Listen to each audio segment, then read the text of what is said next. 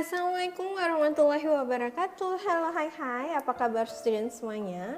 Ketemu lagi sama Miss Revi di sini. Insya Allah hari ini kita bakalan ngebahas bagian kelima dari sesi job interview kita, dan kita bakalan ngebahas mengenai follow up, di mana ada beberapa hal yang kita diskusikan.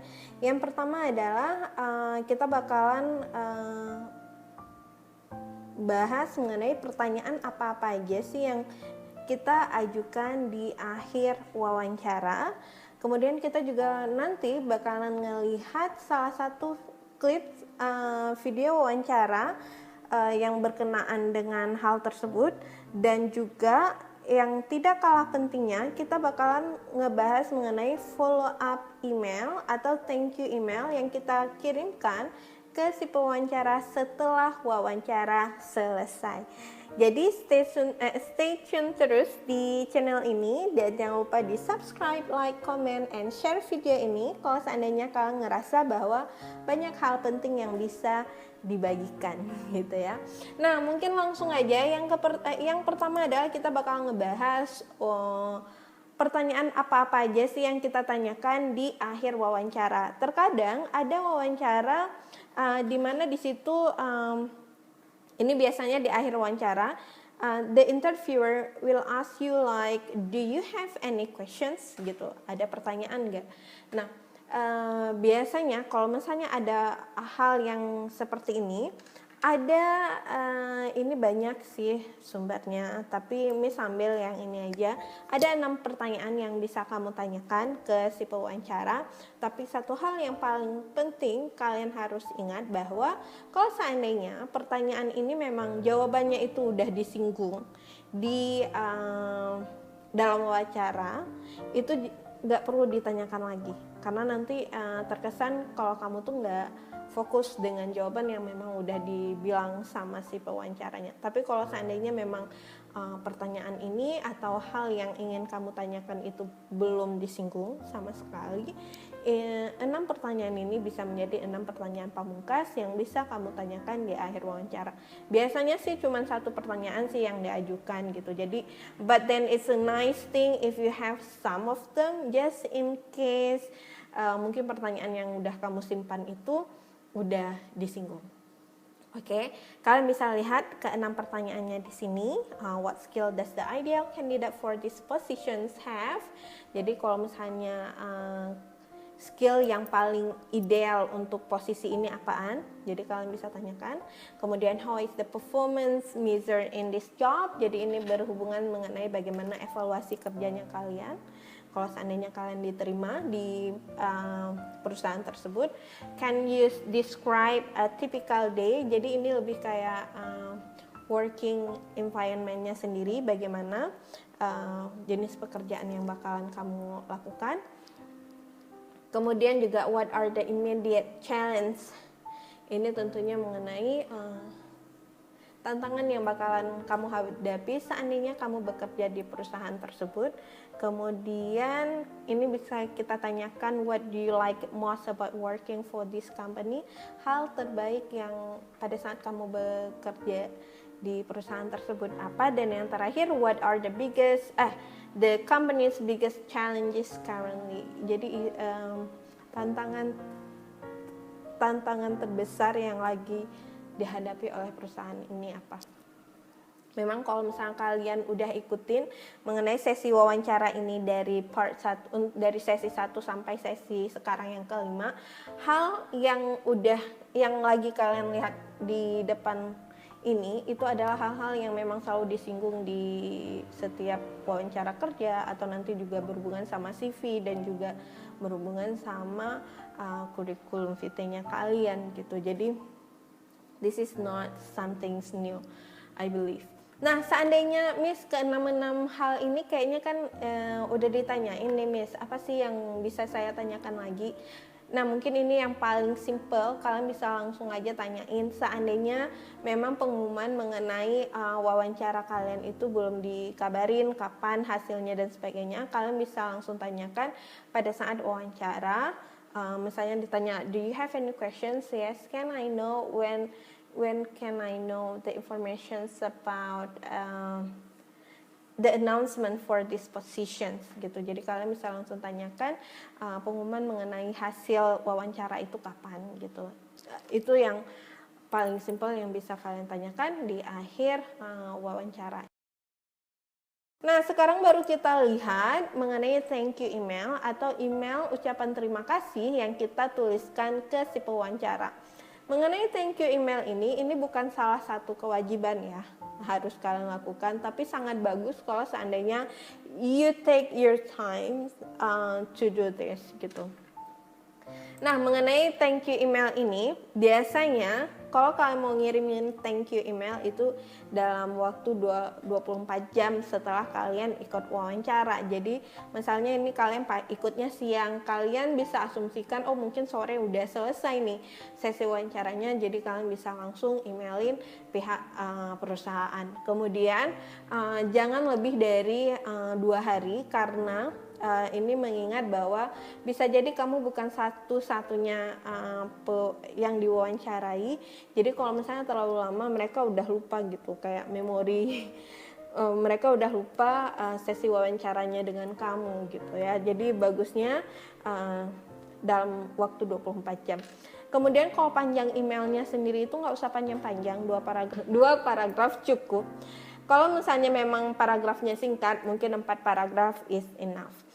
It's enough. Kemudian mengenai subjek lainnya, biasanya kalau kita nulis email kan harus ada subjek. Kalian bisa tulis thanks for your time on and considerations, atau kalian bisa bilang thank you notes for siapa gitu. Langsung sebutkan nama interviewernya. Atau kalau misalnya memang kalian ikutinnya itu adalah panel interview di mana pewawancaranya lebih dari 1, jadi kalian bisa buat langsung thanks for bla bla bla tim gitu. Tim apa sih? Apakah dari HRD-nya, apakah dari public relations-nya? Pokoknya tuliskan nama timnya di situ. Kemudian tentu kalian harus nyapa, kayak berikan sapaan hello atau hello Mr. apa gitu. Oke, kemudian ini salah satu contoh bentuk ucapan terima kasih yang bisa kalian sebutkan di dalam email kalian. I appreciate the opportunity to interview with company-nya apa, nama perusahaannya.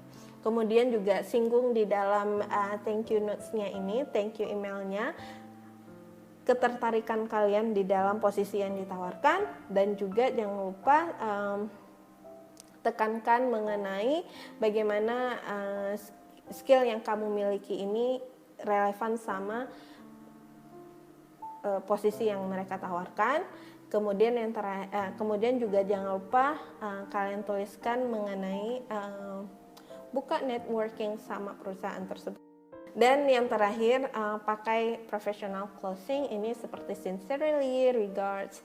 Dan untuk professional closingnya, saya juga sarankan untuk punya yang namanya signature di dalam email.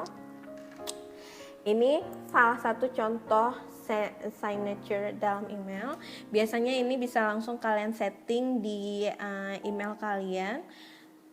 Jadi misalnya namanya di sini Ashley Robinson.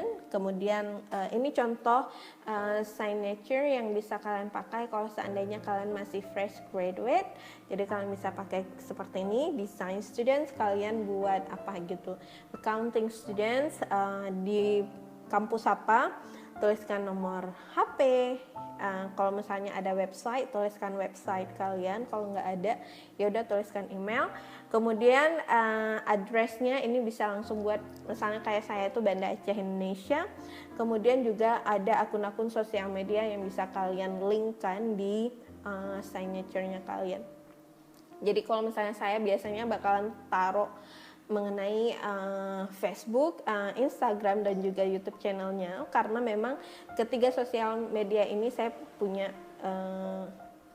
memang ketiga-tiganya saya pergunakan untuk my professional area. Jadi ketiga-tiganya itu untuk apa ya, keperluan profesional saya dalam mengajar gitu. Jadi bukan akun personal ya, lebih ke akun yang profesional. So you can do this one untuk professional closingnya, so it looks better. Dan sekarang kita bakalan ngelihat ini salah satu contoh dari thank you notes-nya. Kalian bisa lihat di sini terdiri dari 4 paragraf singkat, dan ini kalian bisa lihat langsung. Thank you buat interviewernya, kemudian apa nih? Ada posisinya, company name gitu ya.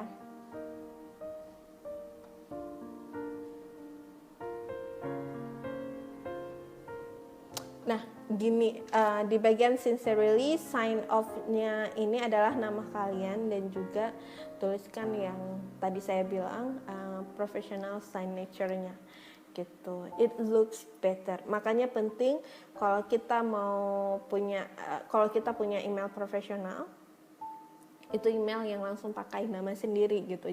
Jadi kalian bisa consider untuk buat satu email profesional. Nah, sekarang kita lihat frasa-frasa yang bisa kalian pakai di emailnya kalian. Ini kata-kata atau kalimat yang bisa kalian pakai di follow up letternya kalian. Jadi bisa langsung dilihat di sini. Kemudian juga ini ada beberapa, seandainya memang kalian belum beruntung, ini requesting feedback following rejections. Ini untuk minta feedback pada saat kamu gagal gitu, misalnya apa sih, mungkin kamu mau tahu apa di mana kurangnya kamu gitu. Jadi kedepannya kita bisa belajar. Kemudian juga ini email kalau seandainya kamu accepting a job offer, kalau misalnya kamu udah dinyatakan untuk lulus di wawancara tersebut, jadi kita mau nerima pekerjaannya, jadi kita kirim email yang seperti ini. Dan terkadang ada saat-saat walaupun kita sangat menginginkan satu pekerjaan, mungkin kita harus nolak walaupun kita udah lulus karena pertimbangan tertentu. Ini juga ada kata-kata yang bisa kalian pakai pada saat kalian mau menolak tawaran pekerjaan. Oke? Jadi itu aja dia beberapa hal mengenai follow up yang bisa kalian lakukan setelah kalian mengikuti. Nah, sekarang kita langsung lihat potongan video clips yang menunjukkan wawancara kerja yang baik dan wawancara kerja yang buruk dalam hal menanyakan pertanyaan di akhir wawancara. This was great meeting you, and it certainly is very thorough information. But before we go, were there any other questions that you had about your job?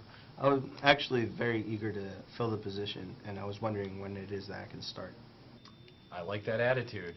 And one last thing before we wrap things up. Did you have any other questions about Monolithic Bank or Just when do I start? And give me the job. A little early to be talking about your job here at Monolithic. My job?